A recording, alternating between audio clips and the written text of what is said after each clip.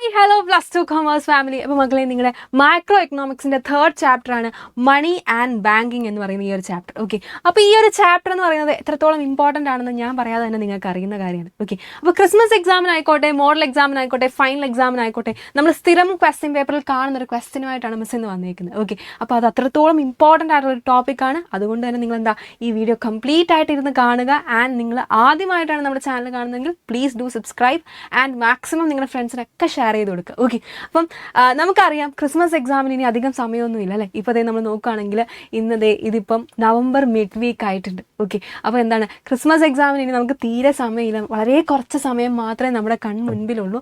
അപ്പോൾ അതുപോലെ തന്നെ ഇമ്പ്രൂവ്മെൻറ്റ് എക്സാം എഴുതുന്ന കുഞ്ഞുങ്ങളുണ്ടെങ്കിൽ അവർക്ക് അതും കൂടി പഠിക്കേണ്ടതായിട്ടുണ്ട്. അപ്പോൾ ഇപ്പോൾ നിങ്ങൾ ഈ ഒരു രീതിയിൽ അങ്ങ് പഠിച്ചു പോവുകയാണെങ്കിൽ, അതായത് ക്രിസ്മസ് എക്സാമിന് നമുക്കറിയാം നമ്മുടെ ഫുൾ പോർഷൻ്റെ 3/4 കൂടുതൽ അല്ലേ, ഒരു 3/4 കൂടുതൽ ഓൾറെഡി നിങ്ങൾ അവിടെ കവറപ്പ് ചെയ്യുന്നുണ്ട്. അപ്പോൾ അത്രയും നിങ്ങൾ പഠിക്കുകയാണെങ്കിൽ അത്രയും ഒരു പഠിക്കേണ്ട കാര്യം നിങ്ങളവിടെ പഠിച്ചു തീരുകയാണ്. പിന്നെ വളരെ കുറച്ച് കാര്യങ്ങൾ മാത്രമേ നമുക്ക് ഫൈനൽ എക്സാമിനും മോഡൽ എക്സാമിനും പഠിക്കാനായിട്ടുള്ളൂ. ഓക്കെ, അപ്പോൾ അത്രയും ഇമ്പോർട്ടൻസോട് കൂടി ക്രിസ്മസ് എക്സാമിനെ കാണുക. ഒരിക്കലും അതിനെ തള്ളിക്കളയരുത്.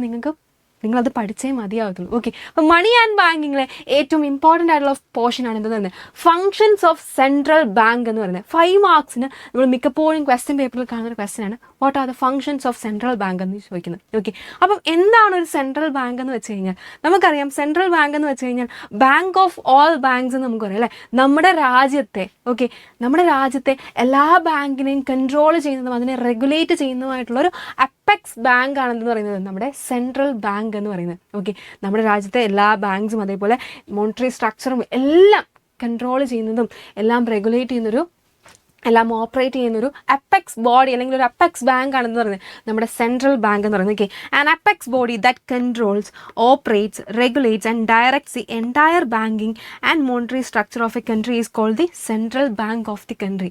ഓരോ രാജ്യത്തിനും അതിൻ്റേതായിട്ടുള്ള സെൻട്രൽ ബാങ്കും കാര്യങ്ങളുണ്ട്. ഓക്കെ, ഇപ്പോൾ നമ്മൾ എക്സാമ്പിൾ പറയുകയാണെങ്കിൽ ജപ്പാൻ്റെ ആണെങ്കിൽ ബാങ്ക് ഓഫ് ജപ്പാൻ, അങ്ങനെ ഒരുപാടുണ്ട്. ഓക്കെ, അപ്പോൾ നമ്മുടെ ഇന്ത്യയുടെ സെൻട്രൽ ബാങ്ക് ഏതാണെന്ന് ചോദിച്ചു കഴിഞ്ഞാൽ നമുക്ക് അറിയുന്നതാണ് RBI അല്ലേ, റിസർവ് ബാങ്ക് ഓഫ് ഇന്ത്യ ആണെന്ന് പറയുന്നത് നമ്മുടെ ഇന്ത്യയുടെ സെൻട്രൽ ബാങ്ക് എന്ന് പറയുന്നത്. ഓക്കെ, അപ്പോൾ ഈ സെൻട്രൽ ബാങ്കിന്റെ ഫങ്ഷൻസ് ആണ് നോക്കുന്നത്. ഇവർ എന്തൊക്കെ കാര്യങ്ങളാണ് ചെയ്യുന്നത് എന്നുള്ള കാര്യമാണ് നമ്മൾ ആദ്യമായിട്ട് നോക്കുന്നത്. ഓക്കെ, ഫസ്റ്റ് വൺ നമ്മൾ നോക്കുന്നതാണ് എന്താണെന്ന് നോക്കിയേ, ഇഷ്യൂർ ഓഫ് കറൻസി. ഓക്കെ, അതായത് നമ്മുടെ പേപ്പർ കറൻസി ഉണ്ടല്ലോ, പേപ്പർ കറൻസി ഇഷ്യൂ ചെയ്യാനുള്ള full authority, okay, sole authority, അതായത് മോണോപോളി എന്ന് പറയുന്ന ആർക്കാണുള്ളത്, നമ്മുടെ RBIക്കാണുള്ളത്. ഓക്കെ, എക്സെപ്റ്റ് നമ്മുടെ രാജ്യത്തുള്ള എല്ലാ കോയിൻസും എല്ലാ നാണയങ്ങളും അതുപോലെ തന്നെ 1 രൂപയുടെ നോട്ട് ഉണ്ടാവല്ലോ, 1 റുപ്പിയുടെ നോട്ട്, ആ നോട്ട് ഒഴിച്ച് ബാക്കി എല്ലാ കാര്യങ്ങളും എല്ലാ പേപ്പർ കറൻസിയും ഇഷ്യൂ ചെയ്യുന്ന ആരാണ്, നമ്മുടെ RBI ആണ്. ഓക്കെ, നോക്കി, sole authority to issue paper currency in the country ensures uniformity and control of money supply. നോക്കി, in India ₹1 note and coins are issued by the government all others are by the RBI എന്നാണ് പറയുന്നത്. Okay, എന്താ പറഞ്ഞേക്കുന്നത്, നമുക്ക് മനസ്സിലായതുപോലെ തന്നെ issuer of currency ആണ്.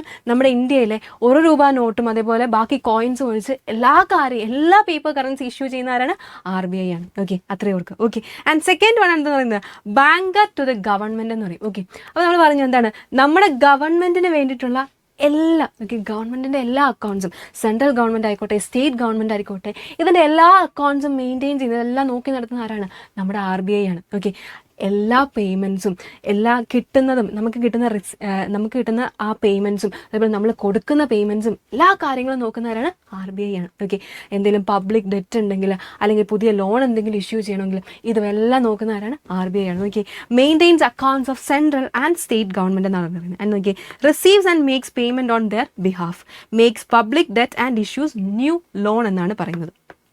Okay, and നോക്കി എന്താണ് പറഞ്ഞേക്കുന്നത്, acts as financial adviser on economic and monetary matters. Okay, ഒരു ഫിനാൻഷ്യൽ അഡ്വൈസറായിട്ട് നമ്മുടെ ഇന്ത്യയിൽ, നമ്മുടെ കൺട്രിയിൽ എന്തെങ്കിലും ഒരു ഇക്കണോമിക് പ്രോബ്ലം വരുവാണ്, എന്തെങ്കിലും ഒരു മോണിറ്ററി പ്രോബ്ലം വരുവാണെങ്കിൽ അവിടെ ഒരു ഫിനാൻഷ്യൽ അഡ്വൈസറായിട്ട് അവിടെ എന്ത് ചെയ്യണമെന്ന് പറഞ്ഞു കൊടുക്കുന്ന ആരാണ്, നമ്മുടെ RBI ആണ്. അപ്പോൾ നമ്മൾ എന്തൊക്കെ കണ്ടു, ഇഷ്യൂർ ഓഫ് ദി കറൻസി കണ്ടു, അതേപോലെ ബാങ്കർ ടു ദി ഗവൺമെൻറ് കണ്ടു. ആൻഡ് നെക്സ്റ്റ് വൺ ആണ് എന്താണെന്ന് പറയുന്നത്, ബാങ്കേഴ്സ് ബാങ്ക് എന്ന് പറയുന്നത്. ഓക്കെ, നമ്മൾ പറഞ്ഞു എല്ലാ ബാങ്കും കൺട്രോൾ ചെയ്യുന്നതും എല്ലാ കാര്യങ്ങളും ആരാണ്, നമ്മുടെ RBI ആണ് ചെയ്യുന്നതെന്ന് പറഞ്ഞു. ഓക്കെ, അപ്പോൾ നമ്മൾ പറഞ്ഞു നമ്മുടെ കൊമേഴ്ഷ്യൽ ബാങ്ക്സിൻ്റെ എല്ലാ കാര്യങ്ങളും നോക്കുന്നതും അവർക്ക് എന്തെങ്കിലും ആവശ്യം വരികയാണ്, ഇപ്പം കൊമേഴ്ഷ്യൽ ബാങ്ക്സ് മാത്രമല്ല ബാക്കി ഏത് ഫിനാൻഷ്യൽ ഇൻസ്റ്റിറ്റ്യൂഷൻ ആയിക്കോട്ടെ അവർക്ക് എന്തെങ്കിലും ആവശ്യം വരികയാണെന്ന് വിചാരിക്കും. ഓക്കെ, അവർക്ക് എന്തെങ്കിലും അത്യാവശ്യമായിട്ട് പൈസ വേണമെന്ന് വിചാരിക്കും. ഇതൊക്കെ ആരാണ് കൊടുക്കുന്നത്? നമ്മുടെ RBI ആണ് കൊടുക്കുന്നത്. എന്തെങ്കിലും അത്യാവശ്യ സമയത്ത് എന്ത് അസിസ്റ്റൻസ്, എന്തൊരു കൈസഹായം ആയിക്കോട്ടെ എല്ലാം ചെയ്യുന്നവരാണ് നമ്മുടെ സെൻട്രൽ ബാങ്കാണ്. It controls commercial banks and other financial institutions എന്നാണ് പറയുന്നത്.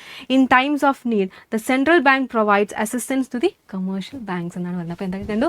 ഇഷ്യൂർ ഓഫ് കറൻസി കണ്ടു, അതുപോലെ നമ്മൾ എന്താണ് ബാങ്കർ ടു ദി ഗവൺമെൻറ് കണ്ടു, ബാങ്കേഴ്സ് ബാങ്ക് കണ്ടു. ആൻഡ് നെക്സ്റ്റ് വൺ നമ്മൾ ഇനി നോക്കാൻ പോകുന്നതാണ് എന്ത്? Controller of credit. നമ്മുടെ രാജ്യത്തെ മണി സപ്ലൈയുടെ കാര്യങ്ങളൊക്കെ നോക്കുന്ന ആരാണ്? ക്രെഡിറ്റ് ക്രിയേഷൻ ആയിക്കോട്ടെ, മണി സപ്ലൈ ആയിക്കോട്ടെ, ഇതൊക്കെ നോക്കുന്ന ആരാണ്? നമ്മുടെ RBI ആണ്. ഓക്കെ, നമ്മുടെ രാജ്യത്ത് പ്രൈസ് സ്റ്റെബിലിറ്റി ഉണ്ടോ, ഇക്കണോമിക് ഗ്രോത്ത്, സാമ്പത്തിക വളർച്ചയുണ്ടോ എന്നുള്ള കാര്യങ്ങളൊക്കെ നോക്കി നടത്തുന്ന ആരാണ്? RBI ആണ്. നമ്മുടെ രാജ്യത്ത് ഇപ്പോൾ ഇൻഫ്ലേഷൻ വന്നു അല്ല ഡീഫ്ലേഷൻ വന്നു, അതൊക്കെ എങ്ങനെ മെയിൻറ്റെയിൻ ചെയ്യണം, അതൊക്കെ എങ്ങനെ കൺട്രോൾ ചെയ്യണം എന്ന് തീരുമാനിക്കുന്ന ആരാണ്? RBI ആണ്. ഓക്കെ, അപ്പോൾ ഇതിന് അവർ രണ്ട് രീതിയിലുള്ള ടൂൾസ് ആണ് യൂസ് ചെയ്യുന്നത്. ക്വാണ്ടിറ്റേറ്റീവ് ടൂൾസും ഉണ്ട്, ക്വാളിറ്റേറ്റീവ് ടൂൾസും ഉണ്ട്. ഓക്കെ, അപ്പോൾ ക്വാണ്ടിറ്റേറ്റീവ് ടൂൾസ് ആണ് എന്ത്? Bank rate, CRR credit reserve ratio, SLR statutory liquidity ratio, open market operations. Okay, ഇനി ക്വാളിറ്റേറ്റീവിൽ വരുന്നതാണ് margin requirements, moral suasion and credit rationing എന്ന് പറയുന്നത്. ഓക്കെ, അപ്പോൾ ഇതാണ് കൺട്രോൾ ഓഫ് ക്രെഡിറ്റ് എന്ന് പറയുന്നത്. ഓക്കെ, ആൻഡ് നെക്സ്റ്റ് വൺ ആണെന്ന് പറയുന്നത് custodian of foreign exchange. Foreign exchange, നമ്മുടെ രാജ്യത്ത് ഫോറിൻ എക്സ്ചേഞ്ച് റിസർവ്സ് ഉണ്ടായിരിക്കും. ആ റിസർവ്സും കാര്യങ്ങളൊക്കെ മാനേജ് ചെയ്യുന്ന ആരായിരിക്കും? അതും RBI ആണ്. ഓക്കെ, നമ്മുടെ എക്സ്ചേഞ്ച് റേറ്റിൽ ഉണ്ടാകുന്ന ഒരു സ്റ്റെബിലിറ്റി, സ്ഥിരത, ഈ കാര്യങ്ങളൊക്കെ മാനേജ് ചെയ്യുന്ന ആരാണ്? അതും RBI ആണ്.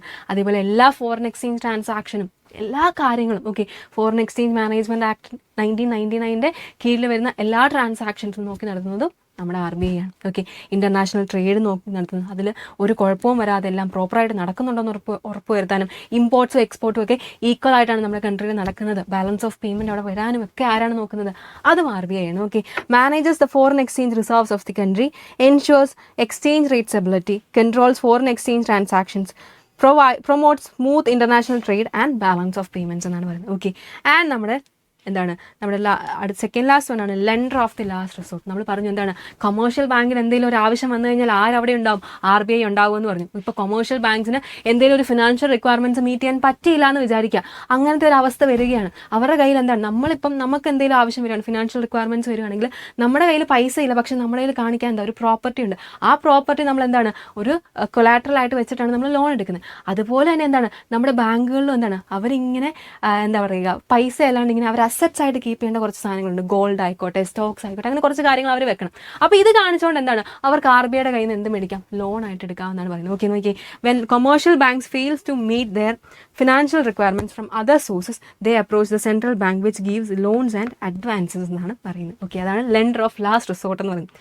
ആൻഡ് ലാസ്റ്റ് വൺ ആണെന്ന് പറയുന്നത് ക്ലിയറിംഗ് ഹൗസ് എന്ന് പറയുന്നത്. ഓക്കെ, അപ്പോൾ നമുക്കറിയാം നമ്മളെന്താണ്? നമ്മുടെ കൊമേഴ്ഷ്യൽ ബാങ്ക്സിന് ഡെപ്പോസിറ്റ്സ് കിട്ടും. ആ ഡെപ്പോസിറ്റ്സ് കിട്ടുന്നതിൽ ഇത്ര പെർസെൻറ്റേജ് എന്താണ്? അവർ RBIക്ക് റിസർവ് ആയിട്ട് കീപ്പ് അപ്പ് ചെയ്യണം. അല്ല, അതിനെ നമ്മൾ പറയുന്ന പേരാണ് CRR, അല്ലെങ്കിൽ നമ്മൾ എന്താ പറയുക, ക്യാഷ് റിസർവ് റേഷ്യോ എന്നാണ് പറയുന്നത്. ഓക്കെ, അപ്പം നമുക്കറിയാം സെൻട്രൽ ബാങ്കിൻ്റെ കൈവശമാണ് നമ്മുടെ കൊമേഴ്ഷ്യൽ ബാങ്ക്സിൻ്റെ ക്യാഷ് റിസർവ്സും കാര്യങ്ങളൊക്കെ ഉള്ളത്. അതുകൊണ്ട് തന്നെ എന്താണ്? ഇത് ഭയങ്കര കൺവീനിയൻ്റ് ആണ്. അതായത് എന്താണ്? കൊമേഴ്ഷ്യൽ ബാങ്ക്സിന് എന്തെങ്കിലും എന്താ പറയുക, അവർക്ക് ചെക്സ് ആയിട്ടോ എന്തെങ്കിലും അഡ്വാൻസ് ആയിട്ടോ അല്ലെങ്കിൽ ഡ്രാഫ്റ്റ് ആയിട്ടോ എന്തെങ്കിലും ആവശ്യമുണ്ടെങ്കിൽ അത് പെട്ടെന്ന് തന്നെ സാധിക്കുമെന്നാണ് പറയുന്നത്.